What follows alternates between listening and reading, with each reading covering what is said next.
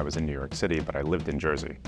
And when I went home into Jersey and I popped into a local liquor store, I realized that that same bottle that I was seeing on a liquor store shelf in Manhattan for $300 was $150 in Jersey.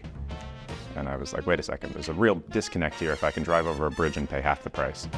Whiskey and alcohol distribution in general is really, really siloed, state by state, country by country, and there's no transparency in the market to figure out what you should be paying, what the real market price is, and what other people are willing to pay for bottles that they can't get their hands on.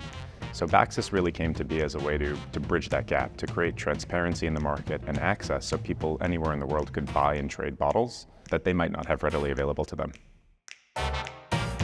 Baxus is a secure vaulting platform and marketplace. And so what that means is people send us their personal collections. And these are bottles that could be new releases, and these are bottles that in some cases are from the 1800s and early 1900s. We provide temperature-controlled insured storage and vaulting solutions.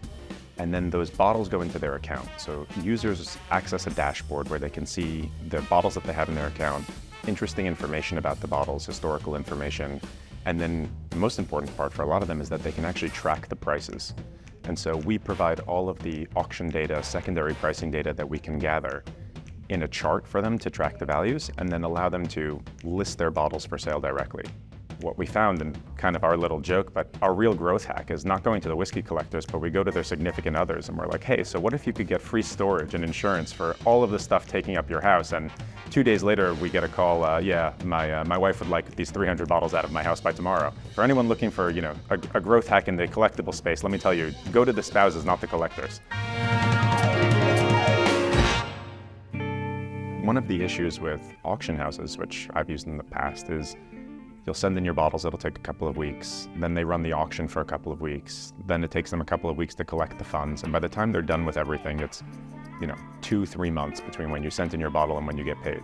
And that drives a lot of people to gray markets that exist, private groups where there's a lot of fraud because you don't have that layer of security. And so what we wanted to do was create that instantaneity of it, allow you to buy more things, allow you to sell more things.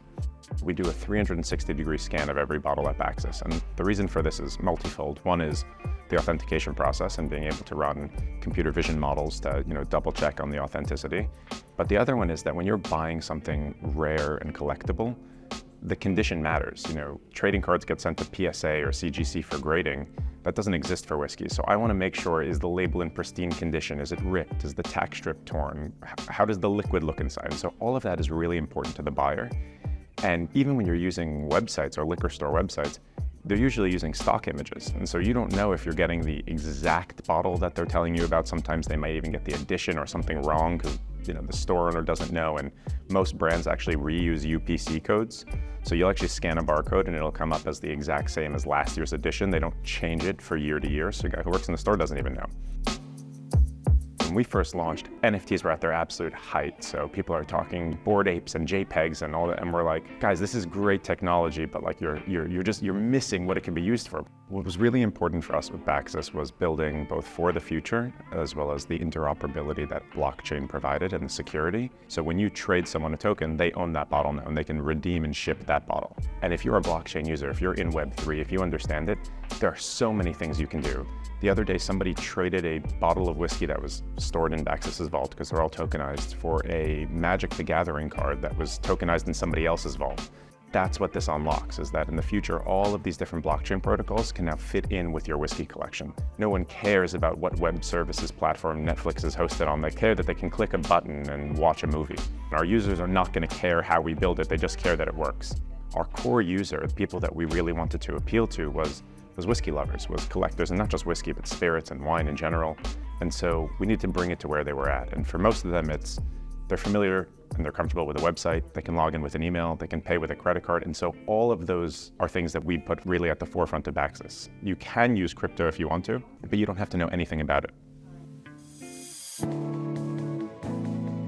I had built and run small businesses that I had built up, but it's very different than trying to build a venture-grade enterprise. So it was tough at the beginning to get kind of that interest, I would say, even from like VCs, where like they understood the idea of like what they're calling real-world assets or RWAs, but they didn't know much about the whiskey markets or the spirits markets or the wine markets and understand how large they were. We kind of had this opportunity to try and fail a lot, at a small scale.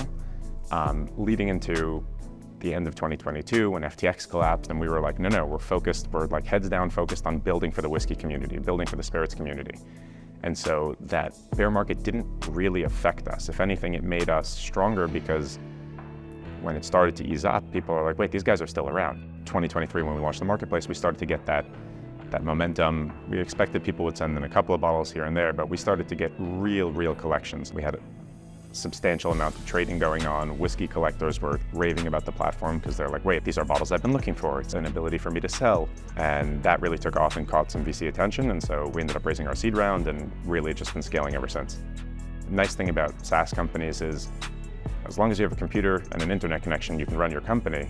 For us, we need physical space to store the bottles. So we are opening actually our second vault now in Jersey. We're going to be opening a couple more in the US at the end of this year, and then one overseas, our first overseas vault, and scaling both the physical infrastructure globally to add more users, as well as the engineering support on the back end to be able to really deliver, features and products to those users. There's this disconnect between brands and consumers. A distillery will sell their bottles to a distributor who sells their bottles to a liquor store, who sells their bottles to you, who sells the bottles to me, who sells the bottles to someone else. And so by the time it gets to the end consumer, the brand has no idea who their biggest fans actually are. We can say there is an account that has 50 of your bottles. And so being able to connect and show brands, first of all, here's how you can really connect with your consumers, which we've already done with a couple of brands, and they've loved it because we did a private barrel pick down at Wild Turkey. And so we went into the database and we found the two largest collectors of single barrel Russell's Reserves, like Wild Turkey's product. And we brought two users down who have each of them over 50 or 60 bottles of like single barrel Russell's Reserve. And they had never met anyone from the brand. They loved the product, they loved the brand, and they got to pick that barrel with us themselves with Bruce Russell. And they were huge fans before, but now they're lifelong fans. And that's really special also because there is such a social and a nostalgia element tied into whiskey and into spirits. It's what did you see your dad drinking? What did you see your grandfather drinking? What was your mother drinking? And so that kind of shapes the way that people perceive alcohol. And so building those real connections and not just making people think of them as large companies is really cool and really special because the people who work in the distilleries and in the brands really care. They're really passionate. What's cool about the blockchain element is because each of the bottles is scanned, and this was something else that really motivated me, and it lives permanently on the blockchain, we now have this digital encyclopedia and this digital archive, because the thing about whiskey is it's so finite. So a single barrel, an old release, once they're gone, they're gone. They're gone from the face of the earth. They can never recreate the 1976 Jack Daniels, which might have just been to most people a regular Jack Daniels in the 70s, but now sells for hundreds, if not thousands of dollars because there are just so few of them left, and the whiskey is genuinely different. And so, yes, it's sad to see them go, but it's also great knowing that they're actually getting consumed because as a whiskey lover, I want to sit around with my friends and my family and enjoy a little piece of history. And so it makes me happy knowing that somebody's doing that, but it makes me happier knowing that even if those bottles vanish off the face of the earth, that there will be a permanent digital archive so that if somebody does stumble across one of these bottles in 50 or 100 years from now, all of the information that they'll need will be stored on chain because of Baxus.